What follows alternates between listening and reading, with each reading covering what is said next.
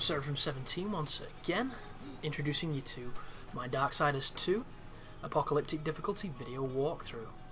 This is the final section to the Foundry, and we're going to be taking on the construct Custodian. So this guy can be kind of challenging that we're about to fight. It all depends on your build currently, how good your equipment is, how high your level is, what your abilities you are using. And my abilities, you probably notice I've not leveled up any of them for a while because I save all my points until I can get Untouchable, because Untouchable is one of the moves that makes this game increasingly easier for my particular build. And I use the term build loosely because this game does not give you much depth when it comes to building your character. It's literally, do you go left or do you go right? It's kind of binary like that. But the Untouchable ability, when you activate it, it boosts your damage and it can boost your criticals for a certain amount of time.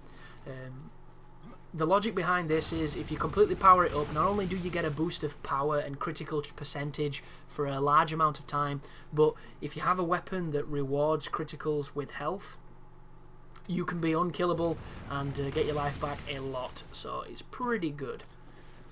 It relies on the dropping of a possessed weapon and the ability to buff the possessed weapon to such a point that it can actually really help you. And I haven't got a possessed weapon that I want to use yet on this playthrough, so it could be really interesting if I don't get, you know, loot that's befitting of the rest of the game, because I could be using shit gear and it might make it a little bit more challenging, but we'll soon see. But I spent about 4 videos talking about Prometheus, and some of it was light-hearted, a lot of it was serious, an even larger portion was ridiculous, and it makes me wonder, should I probably start doing review videos? But at the same time, if I start doing that, maybe it would limit what I can talk about in these videos, because when there's dead air, it can be really difficult to fill space.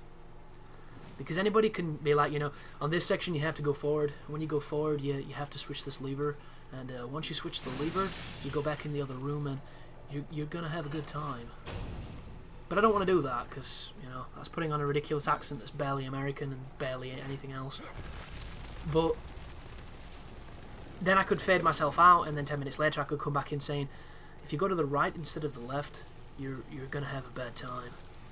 Which once again is, you know, it's not really that useful. And my commentary style, which some people hate and a lot of people like, is to fill every second of the video with either an opinion, an observation, or something useful. And as much as it's a pain in the ass on the old throat, it's well worth doing because it enables me to get a hell of a lot of information out in these videos. And if I were to start my own church, I would probably have tax exempt status right now, which would be kind of cool, because, you know, if there's no better way to make money in this world than to create your own religion. And we all know how easily people are swayed and how much people want to believe in something. So, you know, why not believe in me? Vote for Server from 17. More to come. But this section here, you don't have to smash all of these like stalactites or stalagmites or whichever one's up and down. I can never remember. I do it because I'm compulsive like that. I enjoy smacking things. This is the final part of the construct. And the cool thing about this is there's no, you know, sequence of puzzles, there's no sequence of chambers. It's just do this room and then fight this pretty challenging boss. And I'm going to cheese this boss because he killed me a few times because my weapons just were not doing the damage that they should be doing. And I don't know about your folks, but when I'm attacking a boss, if I feel like I'm not doing enough damage and it feels like I'm hitting him a bunch, I generally go into a mode where, out of frustration and the fact that I want to kill him faster, I'll get sloppy and I'll get hit a lot because I'm trying to do too many attacks and I'm not playing smart enough. And it's just a mentality I get into when I realise that I'm not dealing enough damage. I do it on Dark Souls, I do it on a lot of things. When I realise that, you know, I'm smacking this dude with a feather duster, I kind of get feather duster manic. But there's the jewel. Once it lands, this guy's going to pick it up, but you're not going to get through this gate because this little dude that's been helping you here, this construct, he's going to get infected and he's going to attack you. So he behaves a lot like, you know, some of the giants you fought before. The only difference is he has a lot more life. So there is the corrupted Custodian. You'll notice I have the blade weapon on my arms. This weapon is under-leveled for this section of the game, but its heavy attack allows me to cheese this guy. And right there, if you're wondering, I was trying to do the charge move, but for some reason Death wasn't responding. And I get a lovely sloppy hit right there. A couple of things to note. If you have Reaper mode like I do, use it. You don't need it for the next boss. The next boss is easy, and it's not even really a fight.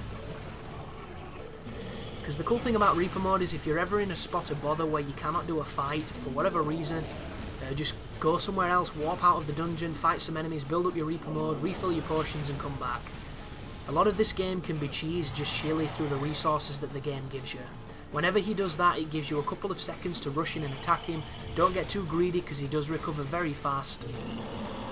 But there's probably a couple of different ways to kill this guy if you get close to him or if you have the support magics or support abilities, but this is just me showing you a nice cheap way of playing the patient war of attrition with him.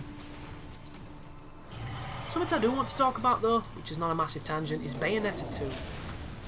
I'm so sad about this announcement, guys. If you've not seen it, Platinum Games, which is one of the single-handedly best development companies that's around because they're not afraid to create new IPs, and every new IP they create is generally spot on. I've not played Anarchy Reigns because, if I'm honest, it looks fucking stupid, and I don't even think it's out in my country yet. But everything else they've done is golden, and Bayonetta is one of my all-time favourite action games. It was the first walkthrough I made on YouTube, and unfortunately, if you go back and watch it now, I've had to replace my commentary in the game volume with some ridiculous chill-out, like fucking progressive instrumental stuff. And I loved the first game. The first game's one of those games where I always want to go back and play it, but I'm always busy with other things. But I'll probably go back in a while and check it out again, because it's such a playable and fun and well-designed game. And I didn't think they'd make a sequel, because they seem to be making original titles, but there was rumours, and I got super excited, and there's been a teaser that's been dropped. And it's Bayonetta 2, there's a new title screen which looks amazing. More Bayonetta is a good thing regardless of what it is. Like, it could be a tattoo that you have to have on your cock in the future where, cock tattoos are the only thing that lets you leave the country. And I would still want it because it's amazing. But the only problem is, it's exclusive to a console I am not buying. And why is it exclusive to a console that I'm not buying? I don't know. It's the most bizarre move they could ever make. Like, what is the one thing Bayonetta was missing? And yes, you're right, it was. Let's add motion controls, because, Bayonetta would just be so much better if I could stand in the middle of my living room like the retards on the advert and flail a Wii remote, because that's exactly what I want to do with it. The only difference is it's now going to be a Wii U controller, which is essentially a tablet with two controllers stuck on the edge. And the difference being now is when I'm waving this controller around, if I do drop it or if it flies out of my hand, I've got, the price of a small console to replace it. But Wii U only, folks. No idea why. Nintendo are a fucking joke now, in my opinion. They make a lot of money, but they don't make anything like they used to, like innovative games that I can enjoy. And that's not to say that they don't make innovative games. I just think, dragging your series through the dirt so much and calling them reiterations is not true. And the only games that have stayed away from this have been things like Mario Galaxy, which is probably a fantastic game. I've just not played it. But like that new Super Mario Brothers shit on the fucking DS, it's like, collect 1,000,000 coins. If you're playing Mario for the coins, get the fuck out.